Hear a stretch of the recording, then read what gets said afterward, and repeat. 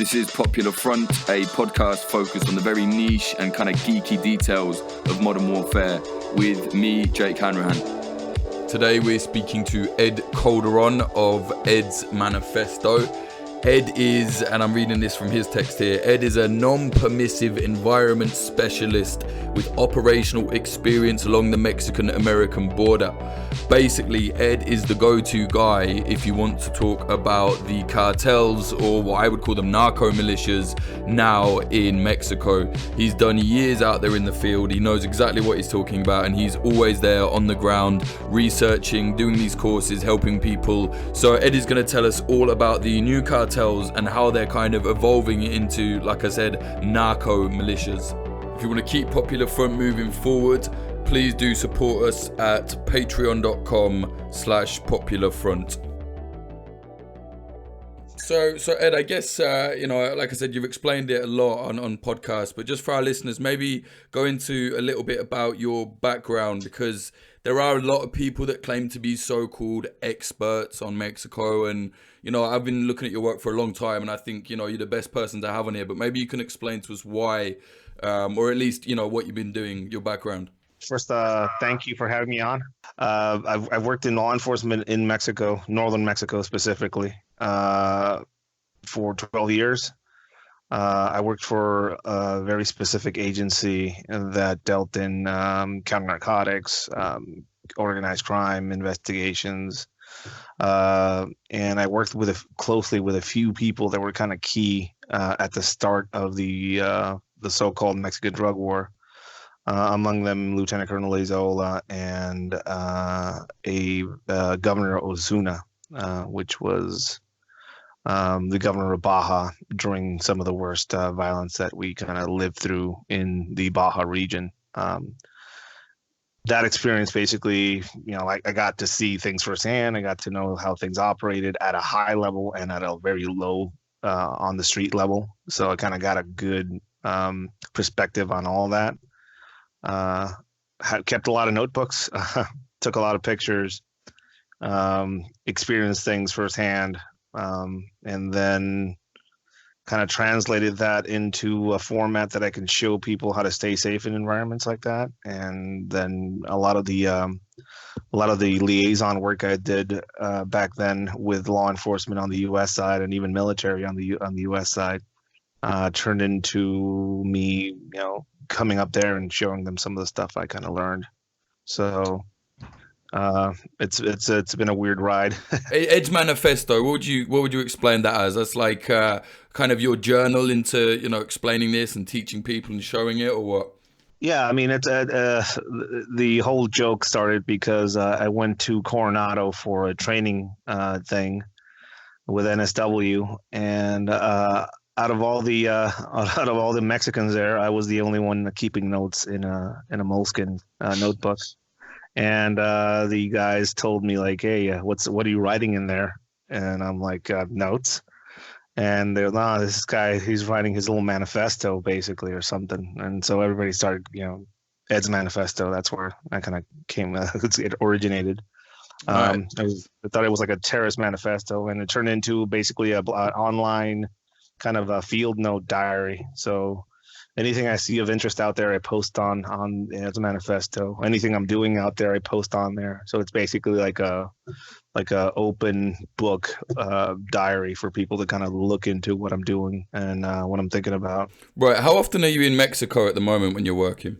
Every month usually. It's one of those funny things. I was talking to a friend of mine. I work for a few security companies, and I had to leave my job in Mexico because it was too dangerous, move to the United States, and then realize that most of my expertise is basically making me have to go back to Mexico because that's what I'm good at, right? So every few months I have to go back down, either for consulting, security, or training. Right now I'm actually going down there and doing a lot of training for people. Right. So you see it a lot. You know what's going on down there on the ground. Maybe you can explain what is actually happening, because a lot of people have heard of, like, you know, a lot of people still think like Los Zetas are still relevant and stuff like this, but you know, it's changed a lot. Maybe you can explain to us what's the current situation with the cartels. So current situation that I see, and this is first off, just from what I base my opinion on, or some of these things that I know. I actually got to train several generations of police officers through some of the regional academies, and also just by going out there and actually doing training directly for them. So people from federal police to federal investigation police to now what they call the Fiscalía, Gendarmes, which was the predecessor of the now Guardia Nacional. So I have ears and eyes and mouths everywhere. And also, got to deal with a lot of bad people too. And some of these people also share some of the information. So that's, and I travel around, and I have to keep my ears open to some of these types of things.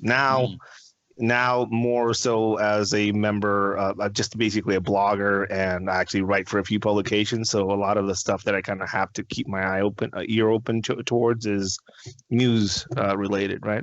Mm-hmm. That's what I base most of these opinions on. So what's going on now in Mexico is, like always, there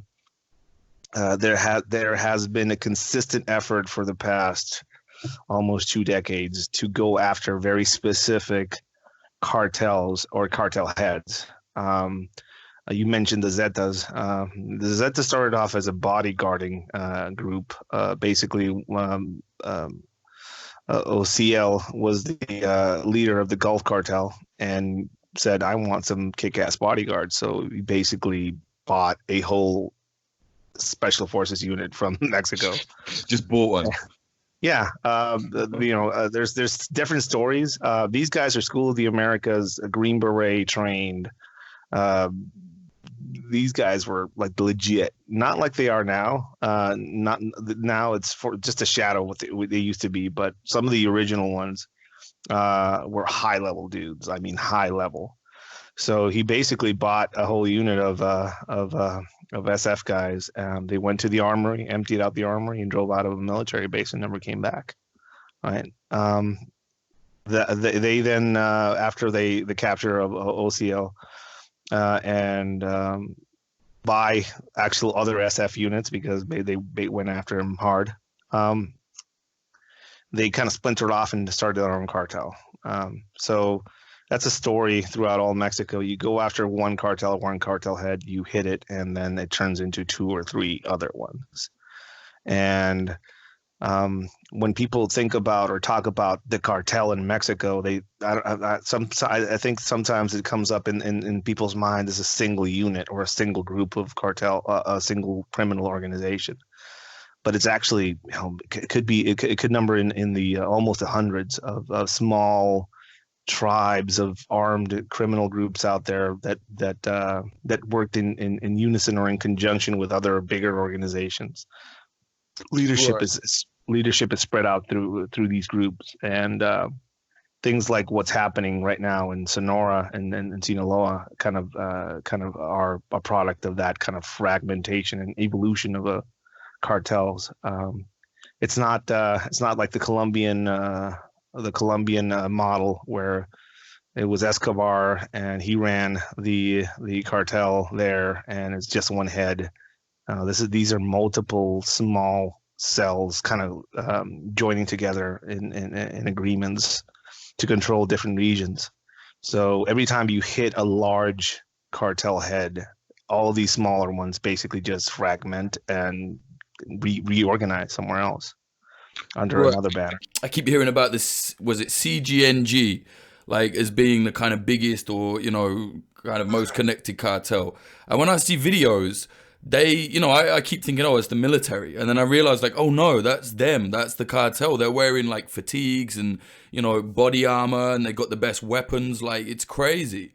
Yeah, so the 2 major cartels right now in Mexico are the Sinaloa cartel and the Cartel de Jalisco de Nueva Generación, right? The New Generation Cartel for short. The New Generation Cartel is headed by a former Mexican cop, Nemesio El Mencho. highly intelligent, highly sophisticated guy. Very experienced. He's actually been in U.S. custody a few times, which is pretty interesting. But he basically went back down to Mexico and started his rise to power. One of the interesting things about that cartel is their highly militarized kind of way of doing things. They're not very flashy like the Sinaloa cartel. They're not about the lifestyle, basically. Not all of them. They keep a lower profile, more militaristic in their ways, and they run like training camps and stuff like that for people. Recruitment that they have, and this is from just hearing from people.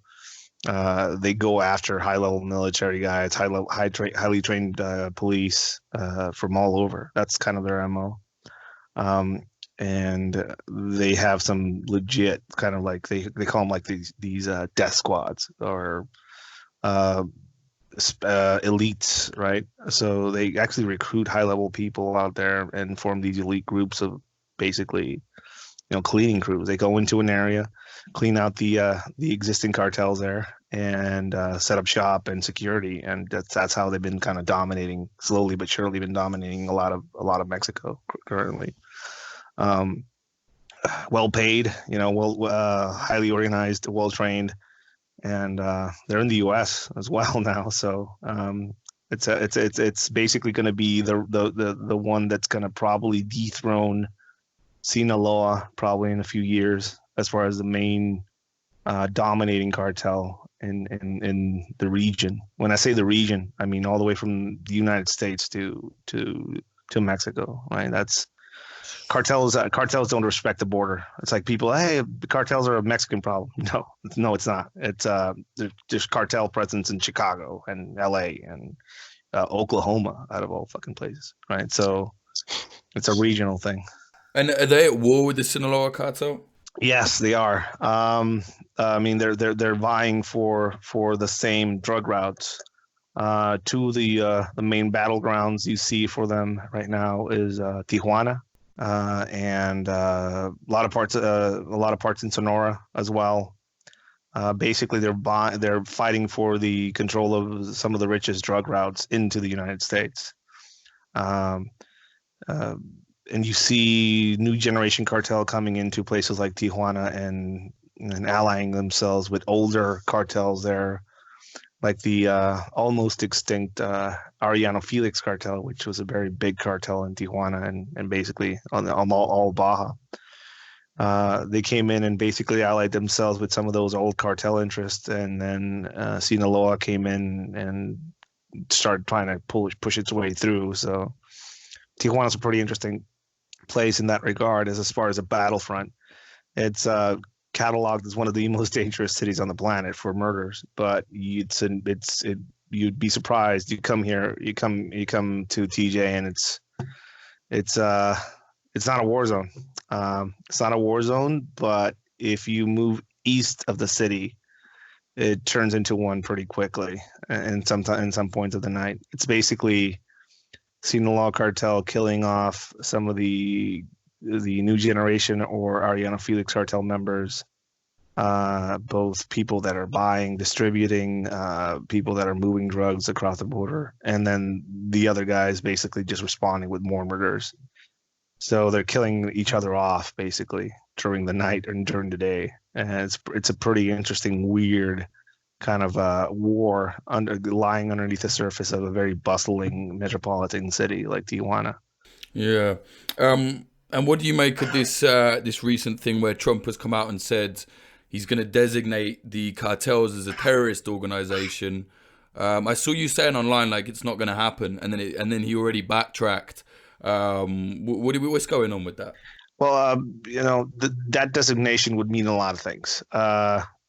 Basically anything funding cartel activities, anything related to cartel activities, supporting cartel activities would be basically, the United States wouldn't need permission from from Mexico to come in and intervene directly. That's what it would mean in the long run.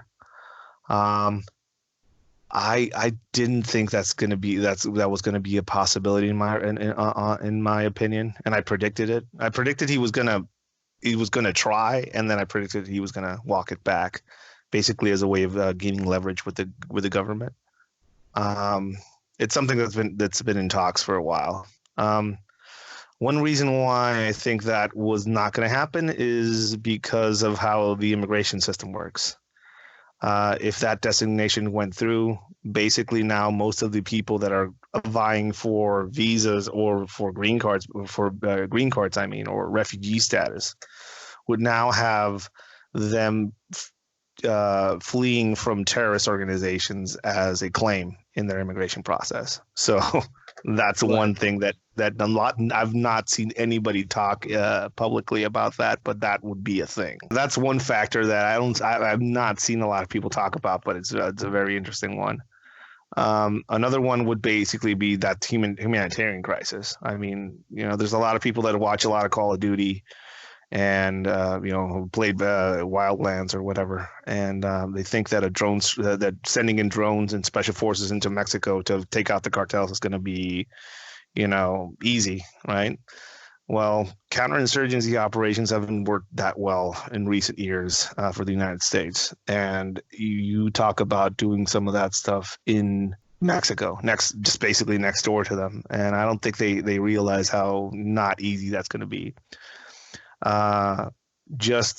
Talking specifically about Mexico, some parts of Mexico are actually very first world. A lot of people like to talk about Mexico as a third world country. There's a lot of places that are very much metropolitan. We have the largest population of Americans living outside of the United States in Mexico as well. So there's a lot of Americans intermingled with the Mexicans down here. Technology's everywhere, so there's going to be a lot of cameras everywhere. People are going to film everything. One wrong drone strike in a place where it shouldn't be. I mean, it's going to be this. If they do it, it's going to be a war. It's going to be televised and live like nowhere else. I mean, I know Syria has had some interesting videos come out of it and stuff like that, and in Iraq, but down here, everybody has a smartphone, a good smartphone. So I don't think that would be a popular war in any regards for any prolonged amount of time. And also, basically, a lot of Americans have this image of cartel guys hiding in the mountains. That is one factor that they do, but they also intermingle and disperse in the cities. There's no way and they don't wear uniforms, and they do ride around in technicals. A few hits on those technicals and they'll disperse. They have ways of intermingling. I'm not saying that they're impossible or hard to get. I'm just saying it's not going to be as easy as some people are selling the whole, just send the SEALs in and they're going to, do whatever they do. It's just not going to be that easy. Yeah.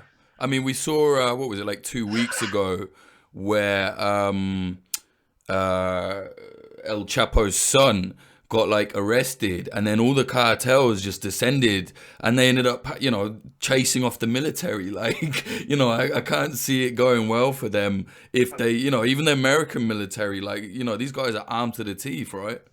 Yeah, well, so what happened in Sinaloa was pretty interesting.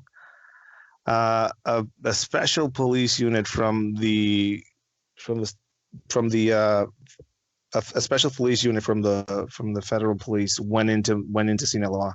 There were a reconnaissance unit, and they saw some activity at a place that was known to be a cartel hangout. They went in there, and lo and behold, they found one of El Chapo's kids.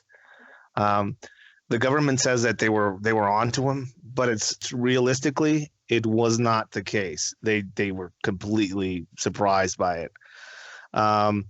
They didn't know who he was, and then the head cam videos that they were filming of him went back to Mexico City, and they were like, "Oh shit, we have El Chapo's kid." And you can see the immediate change of their aggression when you see the capture, because the video of the capture is actually online, and you can see how they started not pushing that much on him. I don't know if that makes sense. They realized who they had. Right, they're scared of him. Yeah.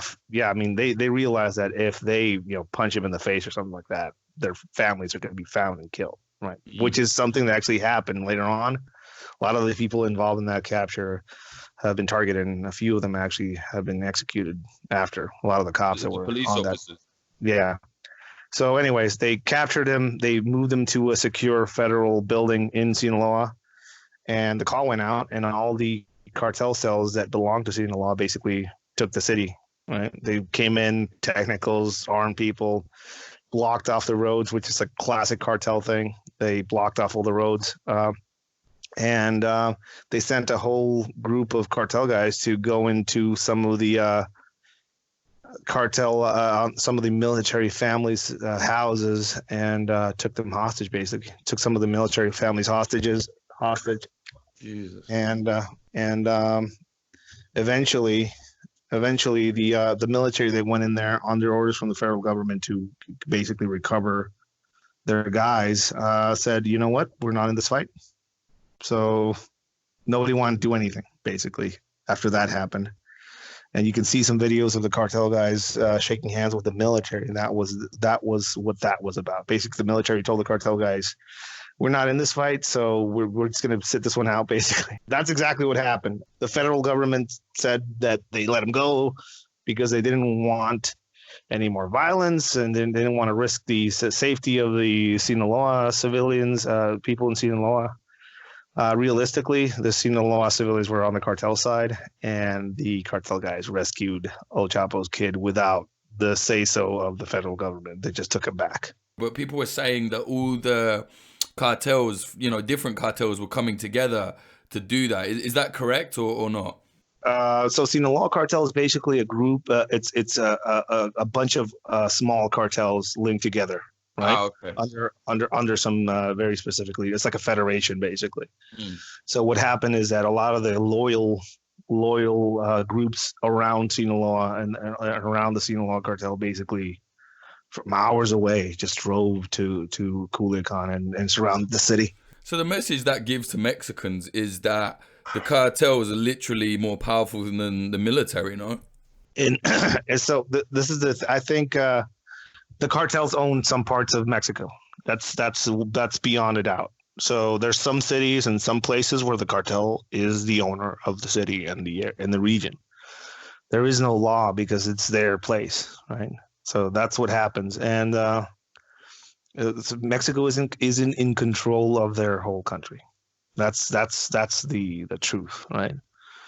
And it just it has no way of gaining control over the country because all it knows how to do, there have been a few successes in Mexico as far as counter cartel operations directed and performed by Mexicans, and there has been a few people out there that have done good work, but most of those people have been after they did their jobs, they were vilified and basically pushed away out of government work. But what you see now is basically, so the current president of Mexico is a leftist guy, vilified his conservative opponent, that beat him like 6 years back, that started the drug war, Felipe Calderon. He vilified the guy, right? And he said, well, how are you going to use the military to fight the cartels? That's anti-constitutional. You shouldn't do that. No, the civilians should be in charge of policing in Mexico, not the military, blah, blah, blah. Cut forward 6 years, he went out of office, so we had another president, and then this President AMLO, leftist president, came in. The first thing he did was basically militarize police. So, and the problem is the military in Mexico, we have some SF guys and stuff like that, but they're not equipped, they're not experienced, and they don't know what the fuck they're doing when it comes to counter cartel operations. It's just not the case. Right, and a lot of the police are corrupt, right? Like, so surely militarizing the police is actually going to help the cartels, no? Well, there were efforts to clean up police forces in Mexico, and I'm an example of what that looked like. They were looking for educated middle class Mexicans with language skills, with an education. They wanted to turn it into a career. So that's what I was kind of pulled into, right? And it was great, that some of the successes in that drug war, the only successes in that drug war were from the regions that the group that I was in worked in. And I was subject to polygraph exams, not just here in Mexico, but also in the U.S. Was the subject of surprise house visits. They would come to our house to see if we didn't have any new flat screen TVs and shit like that.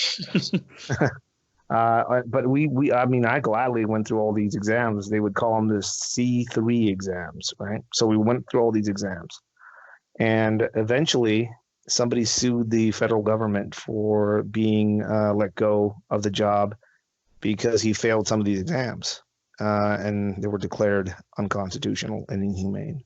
So now all these exams were thrown out, and now who knows who the fuck you're working with? And that's exactly why I left the job. So basically a lot of solutions have been done, but they come with a political tint to them. So the Conservative Party puts forth a plan to professionalize police forces in Mexico. But they're conservative, and fuck those guys. We're leftists, so that shit is unconstitutional, wrong. Let's just get that out of the way. Let's start over and do exactly the same thing they did. It's the feathered snake biting its tail. Amnesia. Every 6 years, new president, and solutions that have already been tried and done get done again, and all of the experienced guys get pushed out. And new guys come in thinking that they can reinvent the wheel, and that's what happens. Right. We were talking yesterday briefly about this situation where basically a whole family, I think they're Mormons, got murdered in Mexico, cartel related, I think. What was that about? Because that was quite recent, and the only place I saw any news in it was actually from your Instagram. So, can you explain what was that? So that's an interesting thing. I'm in contact with some of the family, and when that happened, basically some of them reached out to me and was like, "We're not seeing any of this in U.S. Media. Can you like?" And this is one of those surreal moments, right? I've had a few, but they asked me to post it on my Instagram account, so I did, and a few hours later, it started showing up in national news. Which and it would have anyways, I know, but I got some details about it before it went, crazy. So they were in Sonora. They were on their way to a family get together. There's a lot of these Mormon communities in that region of Mexico. Basically most of them are dual citizens. They have Mexican citizenship and U.S. citizenship.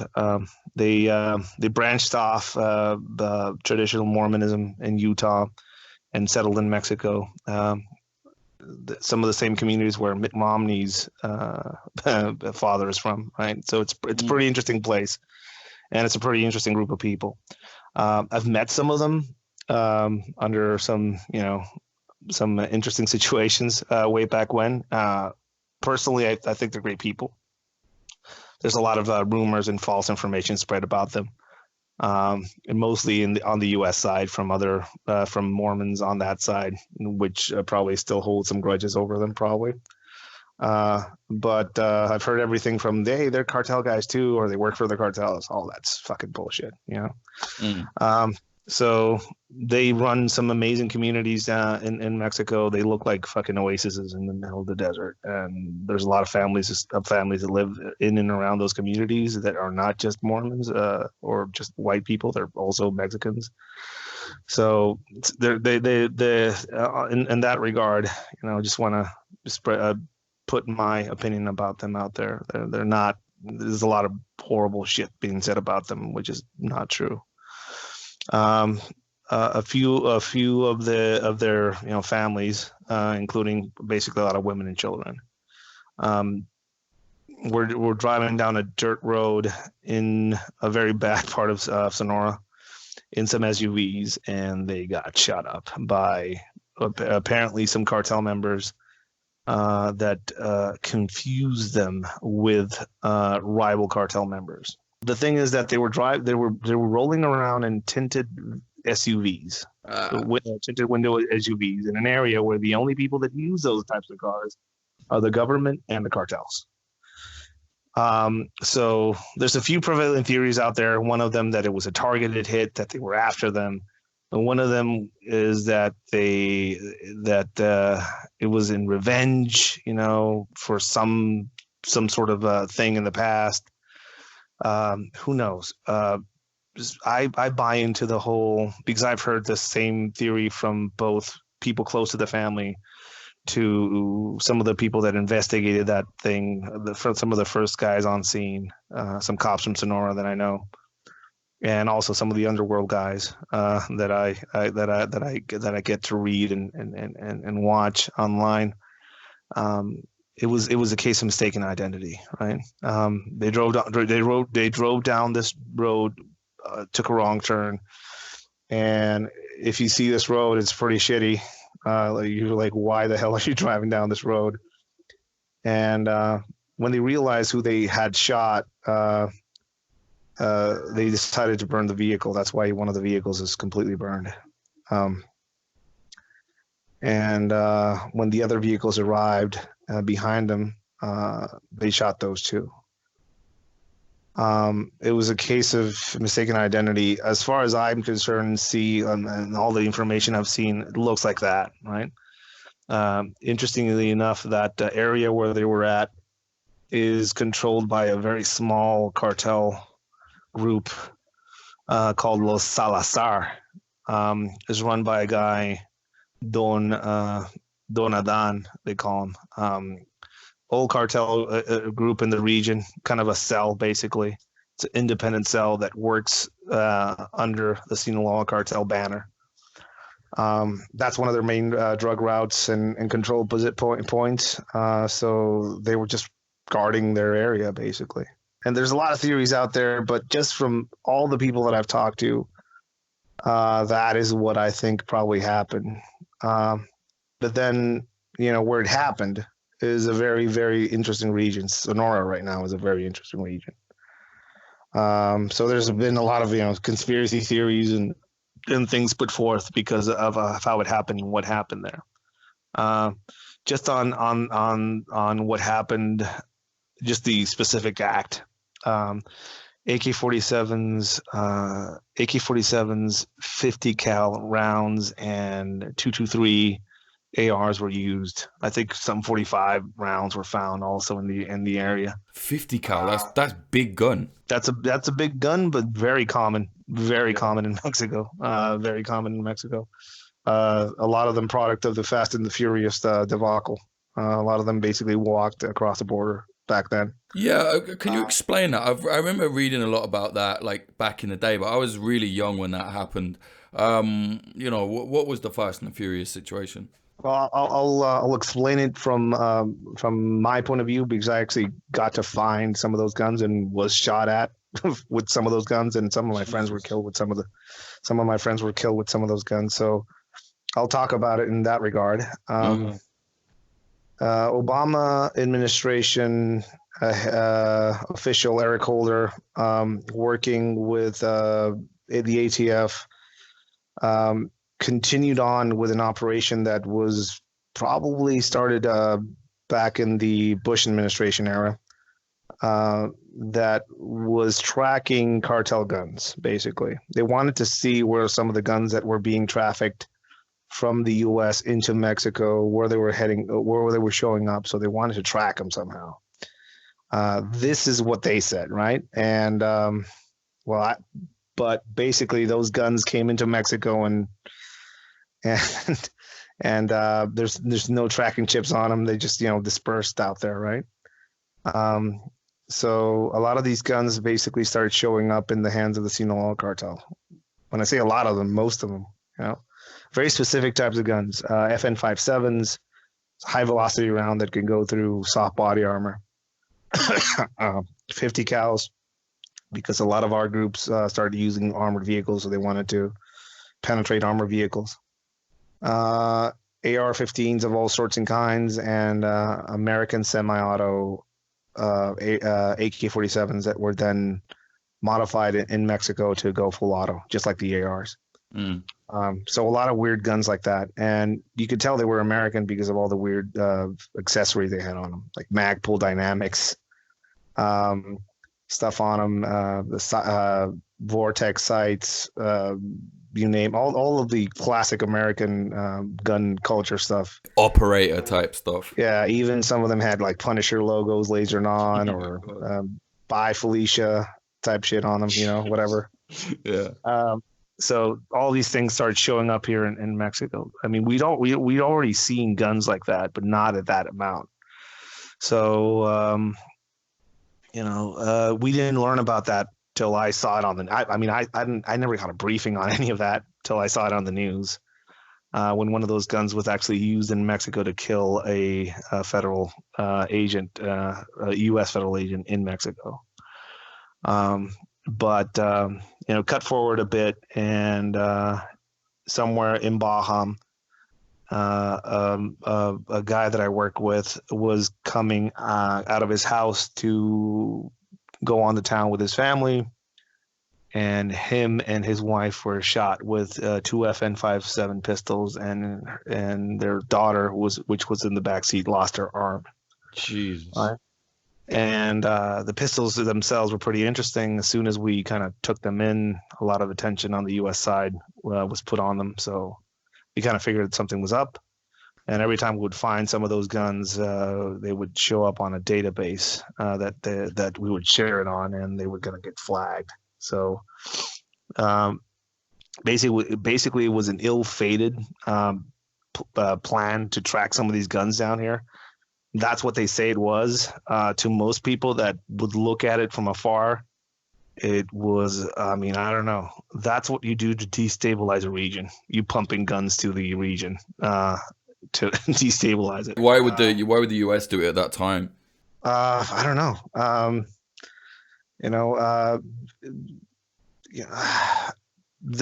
It's arming a single cartel in Mexico, might make sense in the long run. Maybe you just want to worry about a single cartel.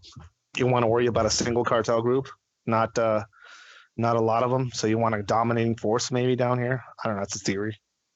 Another one would be, because there's something interesting or valuable in northern Mexico that you want to have control over in the future, which is something that I'm going to talk about in a bit.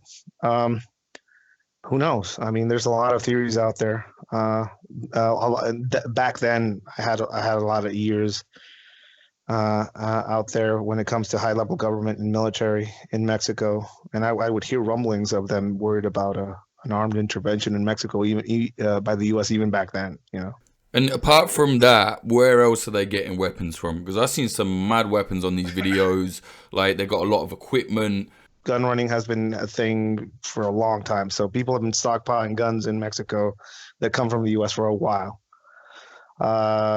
There's even a case of a group trying to smuggle a few miniguns into Mexico that was like a few years back, right? And I know for a fact there's at least 2 or 3 of them out there somewhere in cartel hands. But there's this. Basically, Mexico is a very interesting place because it's surrounded by ocean on 2 sides. It's connected to South America and to North America. So a lot of the guns actually come from South America.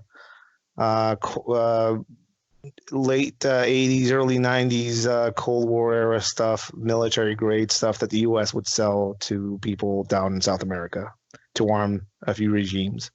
It's making its way now up to Mexico. So a lot of the military grade stuff you see on top of some of these technicals that you see out there rolling around, especially in the whole Sinaloa event, actually come from South America. American made, sold to the South American governments, and now are being brought up. Also, you see a lot of weird Soviet bloc stuff coming in from in shipping and shipping containers and stuff like that from Really from the Middle East, from North Africa. And now an interesting thing you're seeing now as well is Chinese military type level equipment, from night vision to weird single round grenade launchers apparently just made their ways to Mexican shores, right? So it's from all over basically. What's the situation with the Sinaloa cartel now? Because after Chapo was arrested, I was reading something where someone was predicting they were going to fall apart, and obviously they didn't. How are they running all that now?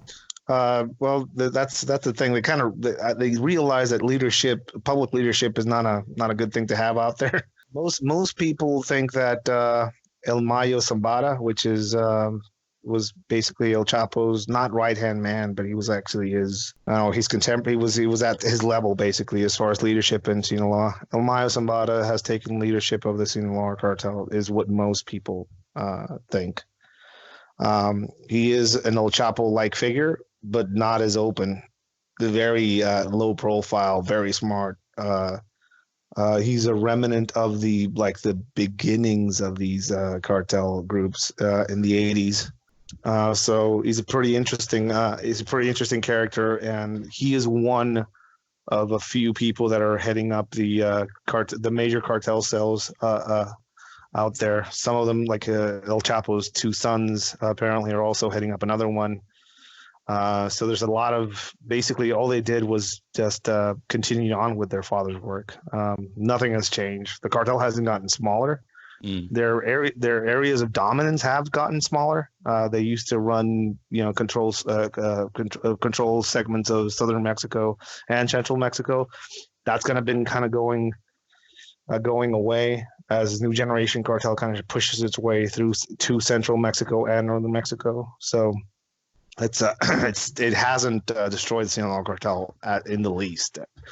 And leadership is basically just switch hands a little bit.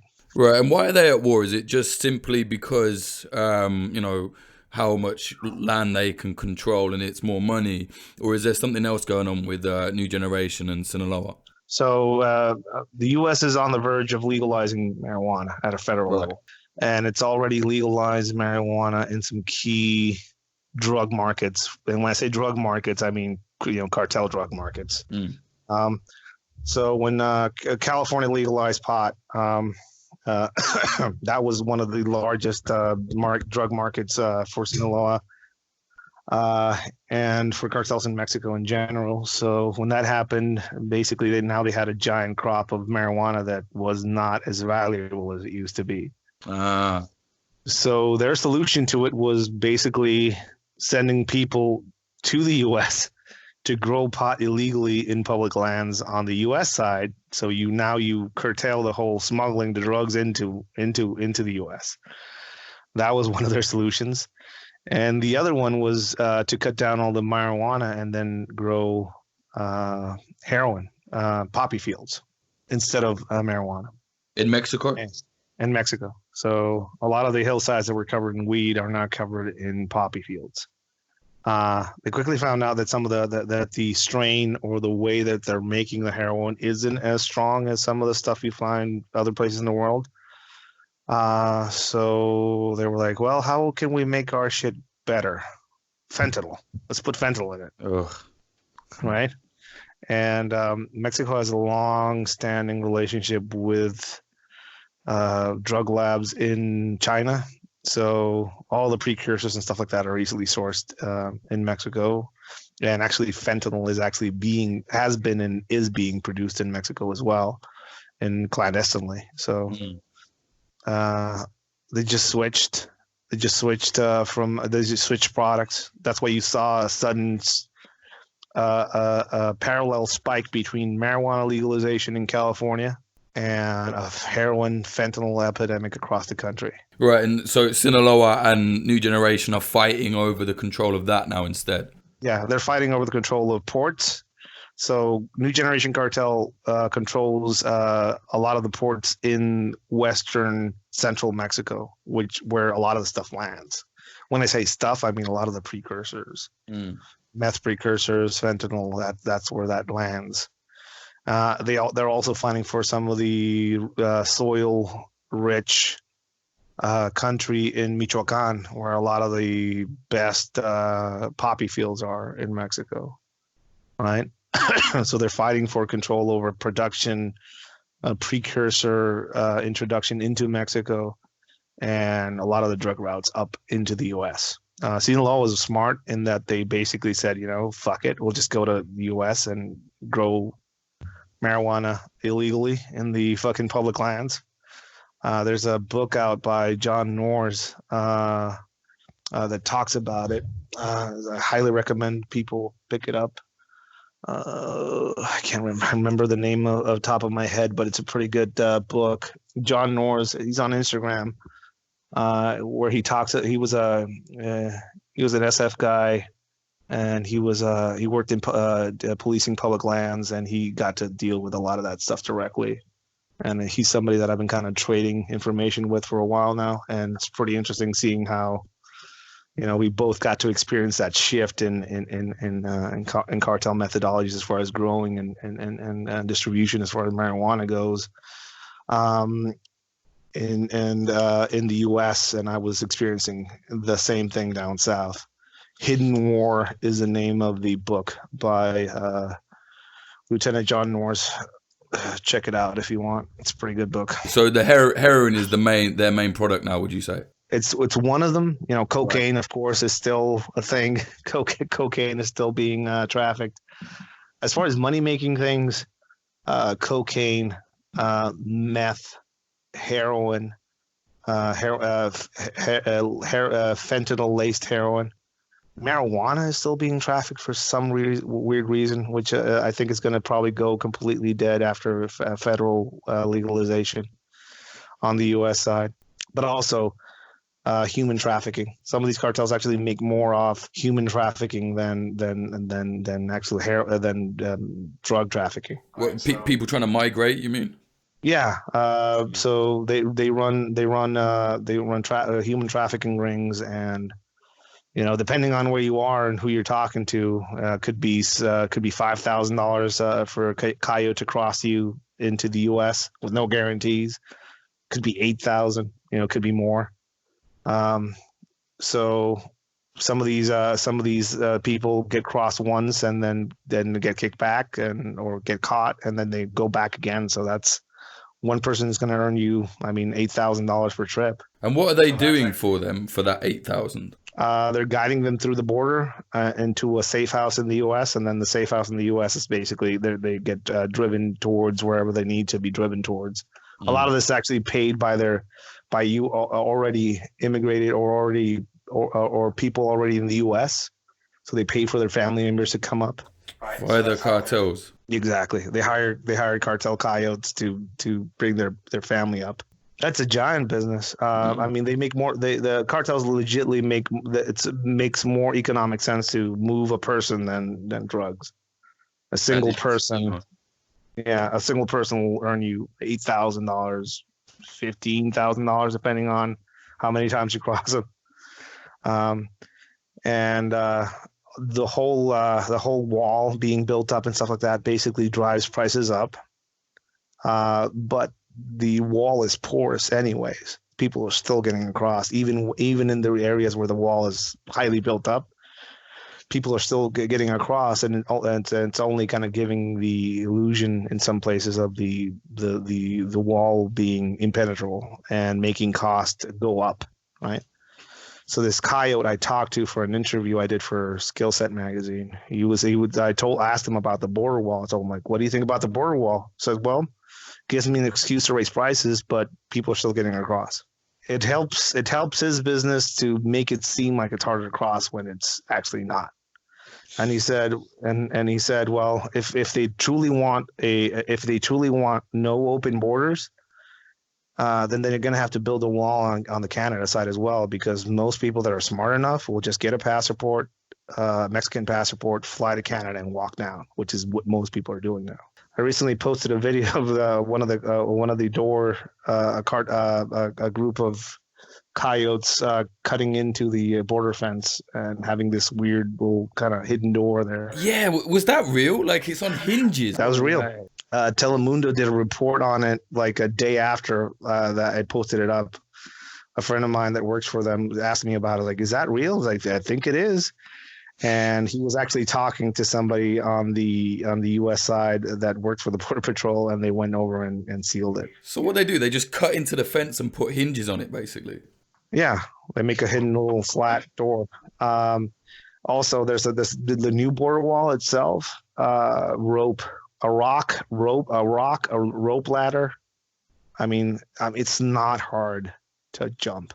Human ingenuity will always find a way as well, I think. Yes, and they have to realize that a lot of the people that made that border wall were Mexicans, so we could feel that we could probably tear it down. Right. I get the need for a wall. Don't get me wrong on that. If people have fences outside their house, people have doors on their houses, and they want to control the flow of immigration. Every country has their rights to do that. Don't get me wrong on that end. What I don't agree with is the wall being sold as a security feature. All it does is limit the amount of people that cross that border illegally. But drugs have been going underneath it, over it, around it for years. Even in the places where the wall has been built up the most and security is at the highest, is where most of the drug tunnels are. There's a picture of me in near the entrance of one, right, that I post up every now and then. Drug tunnels have been a thing throughout the border for a while. How big are they? Can you take a car in them? I guess you can. There's a video out there, somebody somewhere posted of a truck driving through one. Oh my God. How do they dig them? Like, they have JCBs, they hire a building crew? I've heard estimates of them being built in 2 years and $2 million being spent on some of them. So Jesus. A lot of the people that are making them are basically people from the mining industry, silver mining industry in Mexico, that then go to work for the cartels. Right. Some of the same mining engineers that make some of these tunnels on the border are the same ones that dug the tunnel where El Chapo escaped from that prison. Okay. I just want to go back talking a little bit about the new generation cartel. Because I was reading about them last night. From what you've seen, what do you think has made them so successful? Because they've really risen up, you know what I mean? And they're, like you said, they're like one of two big ones. How are they so good, basically? Leadership, their leadership, the guy that runs them, Nemesio, he's kept a tight control and firm grip on how it operates. So he's a smart guy, he has a highly experienced. He was a former cop. He realized early on that recruitment was a thing. So like a lot of the people that I used to work with that were out of the job after this whole regime change in Mexico, and a lot of those people that didn't have the opportunity that I had basically went to work for the cartels. And one of the cartels I went to work for was his, right? And some of these guys are really highly trained individuals that have language skills like I do, and they're great people for what they do. And that's the type of people that he recruits actively, right? So that's one of the reasons why his cartel has been kind of going up into the roof. They're not into the whole cartel culture lifestyle like the Sinaloa cartels are, so they're not about showing off. They're just a different breed. They're a bit more colder, more militaristic, more driven. So in their images, they all look like insurgents. You know what I mean? They got military stuff, balaclavas. Does he run it like that? Do you know anything about the kind of structure? Yeah, he runs it. They're basically independent cells. So let's say you and me wanted to start. I wanted to start a cartel like him, so I would hire you to be my head or my cell head.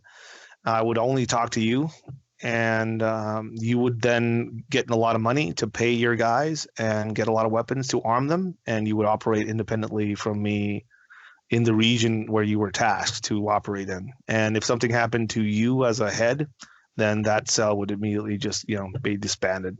And then I would pay somebody else to start another one. Right. And then I guess they give kickbacks to the cell that they were, or at least the main kind of HQ. Exactly. So there's single leadership head that basically pays and arms these cells around him, and if something happens to one cell, it will be replaced by another. They also have a lot of networking where they have these whole groups of people that are just there to pay off cops. They're there to pay off the military. They're again independent of the other cells, so they just communicate with the leadership. They have hearts and minds operations where basically they police some of the regions where they control. So if something happens in my little town where the New Generation cartel controls the area, I'm not going to call the cops. I call them, So the townspeople immediately, But it's interesting, like petty crime drops to the floor in the areas where these guys control. It's the same when ISIS are around, It's the same kind of thing. Yeah. It's actually, there's a lot of parallels. Do they still do that grisly shit? Like I remember in school, I don't know why, but we'd always be like, look at cartel murders, like horrible shit you do. Like, do they still all do that nastiness, like dropping heads off of bridges and shit? Yeah, they do. The first interactions I had with Americans when I was working in law enforcement down in Mexico was they were curious about the traffic that the Middle East was getting as far as them viewing some of the cartel videos, right? That was 2004, 2005 era. Mm. So, and then ISIS came up and they were doing exactly kind of the same tactics as far as weaponizing social media and some of these horrible videos. They were showing some of these horrible videos were showing up in on social media being weaponized, and that's where they kind of got the ideas from. Cartels were using psychological video warfare on social media way back when. They still do it. It's just a way of instilling terror, basically. The cartels have beheaded way more people than ISIS could dream of. Yeah, well, that's I get into these conversations a lot. People ask me like, Ed, what do you think about cartels being designated as terrorists? Well, they are terrorists to most of the people that they've affected in Mexico. There are families that have been decimated by some of these groups. There are fathers and mothers that are looking for their daughters still after years, after a cartel band came into their town, said, your daughter's pretty, picked her up, and they never saw her again, right? Jesus Christ. So if you don't think that's terrorism, well, then I don't know what is. Also, people say, well, they don't have a clear political objective. Well, then why do cartels kill political candidates all over Mexico? Or why do they pay for certain political candidates' campaigns? Right? If that is not a clear sign of them having actual political ambitions or objectives, then again, I have no idea what to tell people. Even if they didn't have a political thing, it's still narco-terrorism, no? I mean, that's what Escobar was about. Yeah, exactly. I don't know. Personally, I see. I don't think this administration is going to do that designation. A lot of my fellow Mexicans kind of talk shit about me when I posted up the Mormon massacre thing. And they're like, "What about all the Mexicans that died? Like, what about them? Are they not important enough?" And I was like, "Yeah, they are." And I post about killings all the time. Like I posted about I recently posted about a massacre in Monterey. They burned a casino with 50 Mexicans in it, in Monterrey. Why? Because it was cartel guys and it was a rival casino, so they burned it with all the people inside, right? Fuck. But I tell Mexicans this, like, Americans were shocked by this murder because it was a bunch of American Mexican nationals with dual citizenship, but it was also women and children, and they were also white. That's what shocked Americans about it, right? And as Mexicans, we have lost the ability to be shocked. We have lost it. It's just we don't get shocked anymore. Right. So much has happened. So much that this whole Sinaloa thing. Imagine that happening in the U.S. city. We've lost the ability to be shocked as Mexicans. So, people ask me like, what will it take for the Mexicans to rise up and fight against this? And I think we've lost the ability to do that. This is normal for us. This is our normal, right? Well, what about them? I've read a little bit about the auto defense where it's, like civilians trying to fight back against them. But to me, it just seems, I really respect them for it, and I think that's incredible. But it's like you're fighting a losing battle massively there, surely. Well, there's been a few documentaries about them and stuff like that. Personally, I think they were mostly propaganda and bullshit. Really interesting. Well, most of these auto defenses sprouted up around places where there was illegal iron ore mining by the Chinese happening. That's all I'm going to say. And a lot of these groups went away, or people quickly realized that there was basically cartel guys running some of these auto defensive groups. And a lot of leadership was put in jail and stuff like that. So, and the regions where they sprouted up are worse now. So, think about that how you will, but I didn't buy into the whole auto defenses thing. But I realized why it was so romanticized and so and portrayed like that in the media. Realistically, it was mostly bullshit, Unfortunate, but good to know. Ed, I won't keep you much longer, but I wanted to ask you one more thing about the occult situation, because that's something that I'm so fascinated in. Maybe talk on that a bit. How real is that amongst the cartels, where they're like, praying to certain saints and stuff like this? So I'll just a quick story about me and how I realized that was a thing. Mm-hmm. First week I was working. A lot of the older guys. When I say older guys, they were on the job for 2 years before I went in.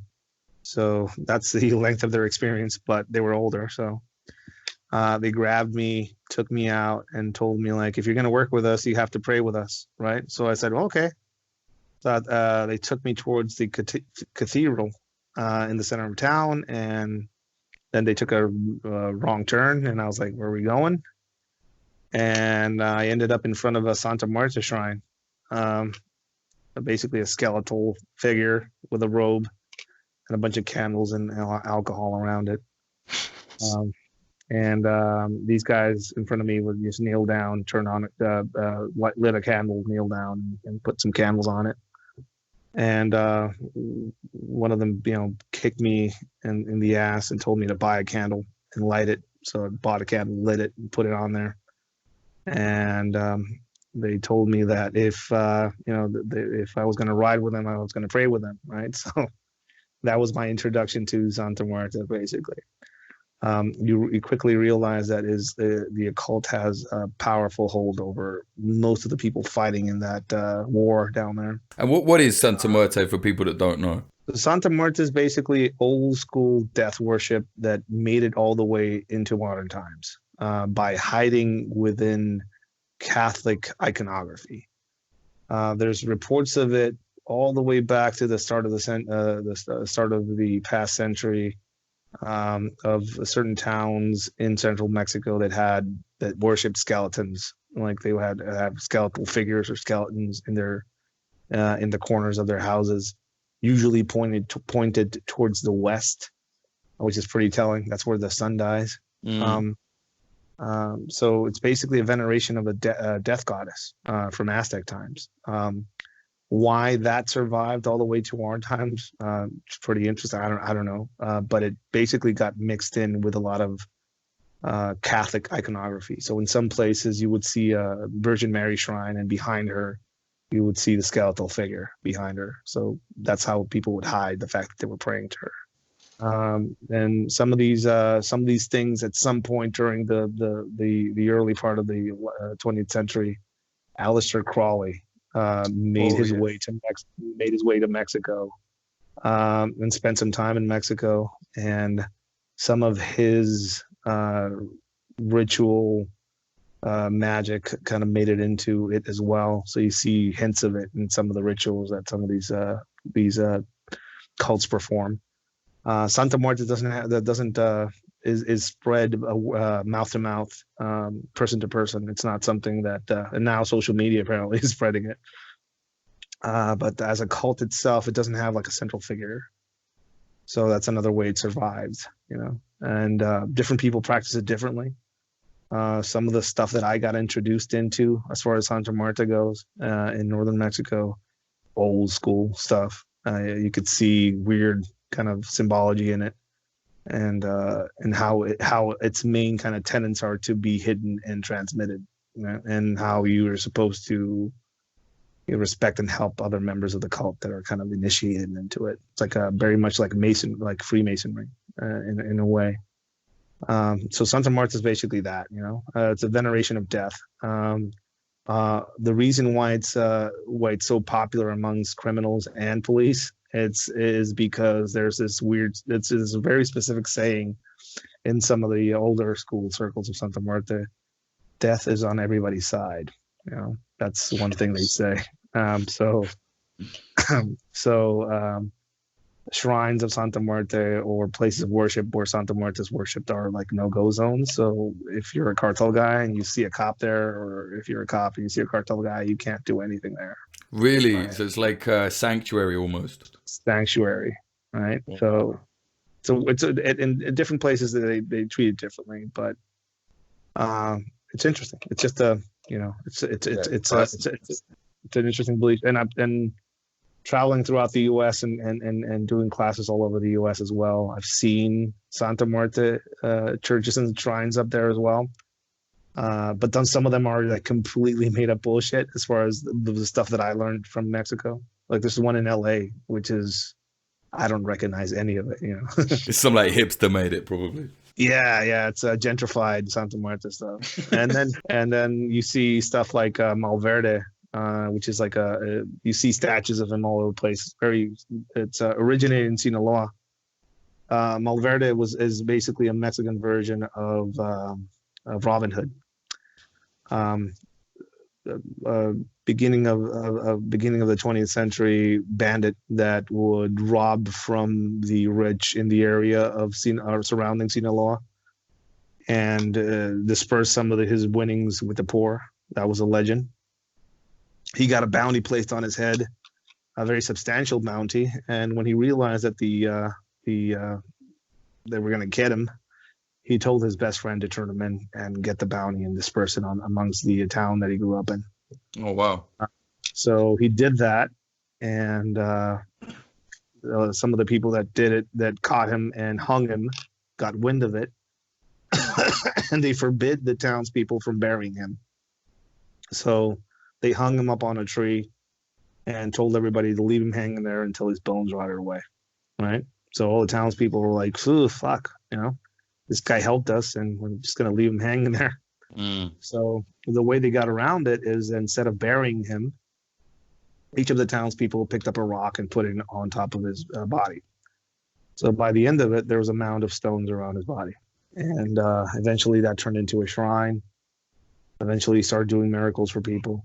And his bones were later moved to another shrine, which is a very highly popular destination for cartel guys to go and leave offerings in Sinaloa. So that's another saint that kind of originated in Mexico as well. There's a very, very powerful cult around San Judas in Mexico as well. It's viewed as the patron saint of lost causes in most places in the world. And in Mexico City, there's a high, deep veneration for him as well. Drug dealers, police, military guys pray to the same saint, and they have truces every time there's celebration around the veneration of Saint Judas. All the criminals and the cops, have a truce in the area, which is pretty fascinating as well. And it's common throughout. The commonality I see throughout Mexico is that where cops and criminals basically pray to the same saints. Yeah, there's a picture of me recently, trip I did to Mexico. I'm at a big Santa Marta shrine in Mexico City, around Mexico City. And when I was there, there was some federal cops outside of the shrine.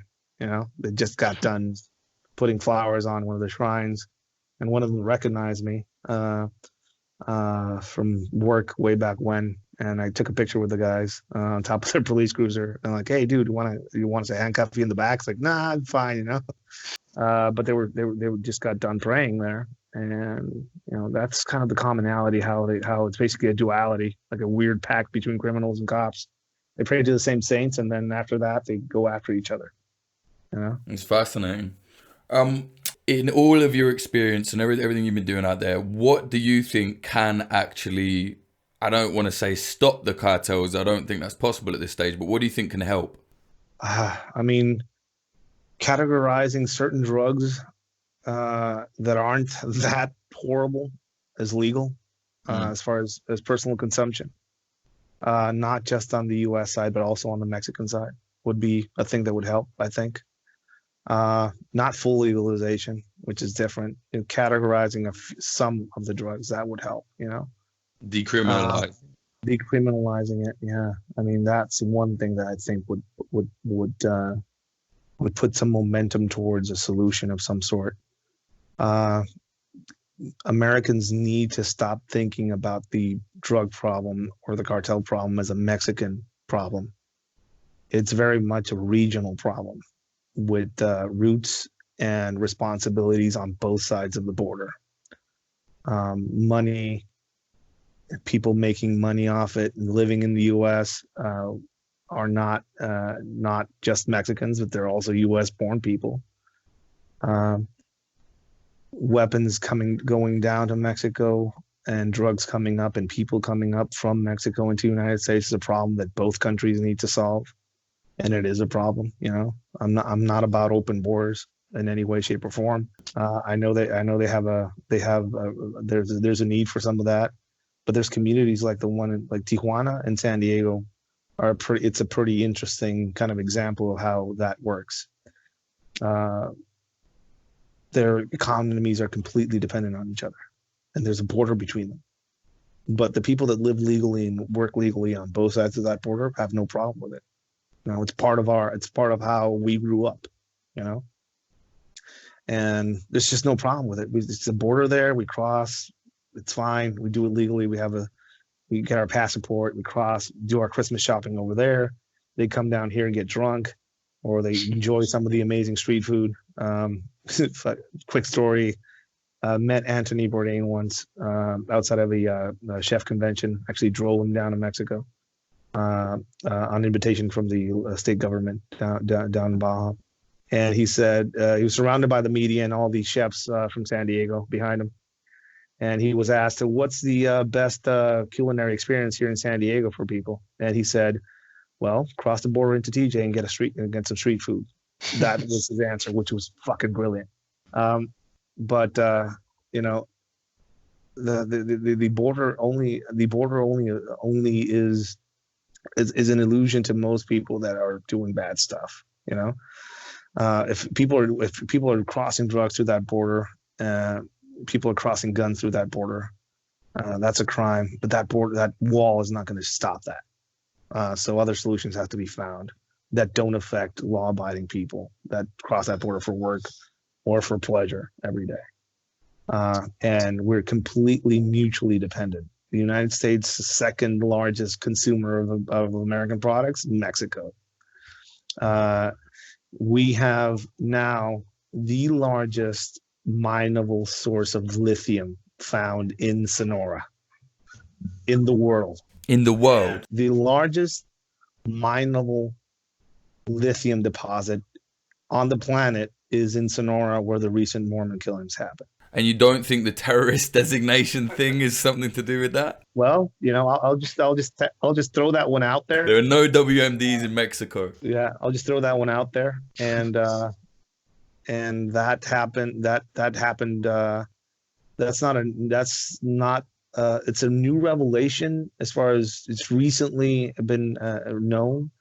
But some of the mining rights to that lithium were sold by the past administration to a Canadian company that has now been bought up by a Chinese company. So again, regionally, the United States and the people of the United States have to realize that Mexico as a country is very important to their survival in a lot of ways. and keeping it stable, keeping it prosperous, and trying to come up with a way for it to not keep going the way it's going is just good all around for everybody. If they don't do it, China's going to do it. And good luck with that. Yeah, good luck with having China on your doorstep and cartels. Yeah. Ed, if people want to get hold of you, where can they do that? Where can they look at your work? Where's the best place? I guess the Instagram, right?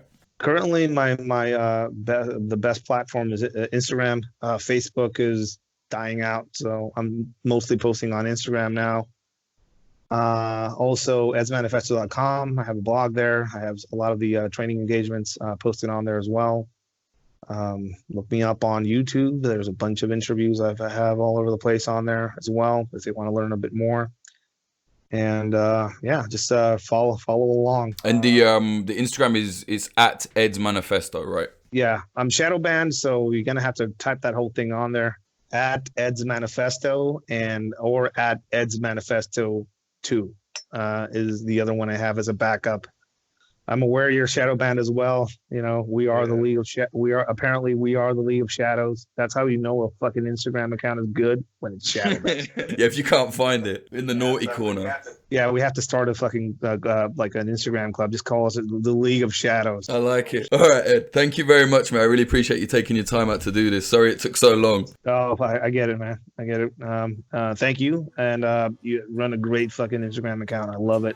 I follow it. I like the exposure you give to different conflicts around the world, and hopefully this will help a few people out there understand the conflict that is going on in Mexico.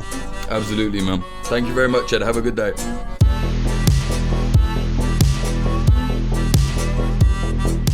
That was Ed Calderon of Ed's Manifesto. Definitely do check his Instagram out. It's so interesting. He's constantly putting up things there from the drug war in Mexico that you're just not going to find anywhere else.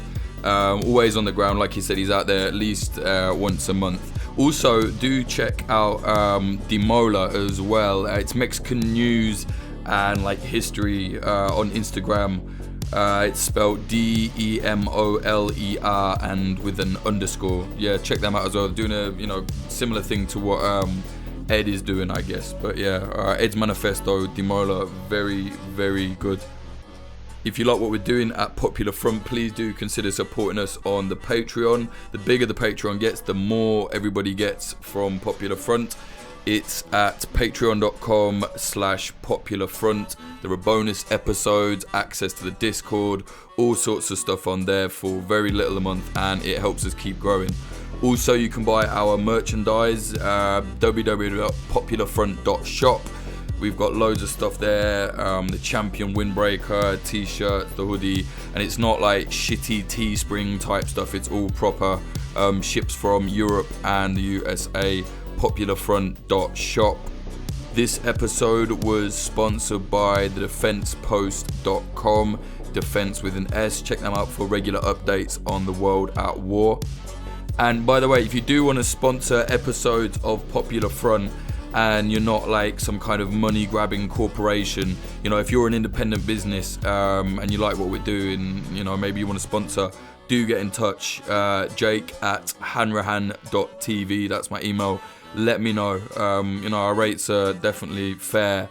We've had a few people ask at the minute, so I'm starting to think if they're independent, we should do that, help everybody grow and help ourselves grow, of course. So yeah, let me know. And obviously, if you're like a big business trying to sell bed sheets or underwear, or we had a Jewel try to, fuck off, don't bother. But if you're an independent, I don't know, coffee shop, whatever you're doing, I know like Norarm Tactical is something we're going to be, doing at some point. So yeah, like I said, get in touch, Jake at hanrahan.tv.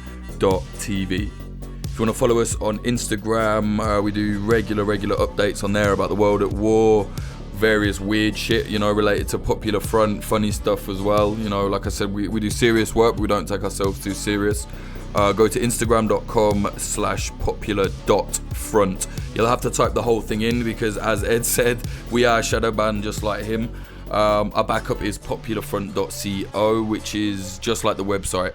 Popularfront.co. You'll find everything there, articles, podcast episodes, Yeah, and like it's the landing page basically. Someone said to me the other day, like, oh, why'd you have a website that's old school? Like, fucking hell, mate. Like, really? Like, why not?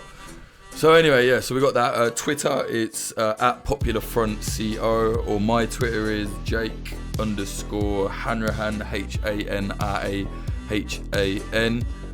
Subscribe on the YouTube, that's youtube.com/Popular Front. You'll have to subscribe and hit the bell. What else? Yeah, that's everything, I think. Thank you very much to the following Patreons. Thank you to Anthony Kabarik, Adam Bergsnyder, Andrew Hurley, Axel Iverson, Azad, Brian McLaughlin, Chad Walker, Christopher Martin, Craig Miller, Dan Dunham, Daniel Shearer, Diana Gorvanek, E. Louise Larson, Emiliano, Emily Molly, Fletcher Tate, Frank Austin, Jack Mayhoff, James from the Discord, Joanne Stocker, Joel Tambusi, Josh, Juan Hernandez, K. Haddy Roberts, Lawrence Abrahams, LH, Lika Madik, Moody Al Rashid, Noah, Ari from Discord, Patrick Bronte, Peter McCormack from What Bitcoin Did, Q-Ball, Russia Alakidi, Rohan Abare, Rubicon, Ryan Sandercock, Skytoon Music, Scott Jonesy, Sebastian from the Discord, Sentry, Sarushe Hawazi, Stephen Davila, STV, Tom Lochrin, Tony Bin, Abida Provost, and Zachary Hinch. Thank you very, very much. Really appreciate all the support. And like I said, if people want to see this keep moving forward, keep going, support us at patreon.com/Popular Front. We're trying to keep this completely, well, not trying, we are keeping this completely grassroots. No corporate funding, no bullshit, no fucking weird government funding or Kremlin funding like fucking Redfish. Yeah, 100% independent. Patreon.com/Popular Front. Music in this episode, the intro was by Home and the outro was by Sam Black, also known as Son of Old. His SoundCloud is soundcloud.com/son-of-old.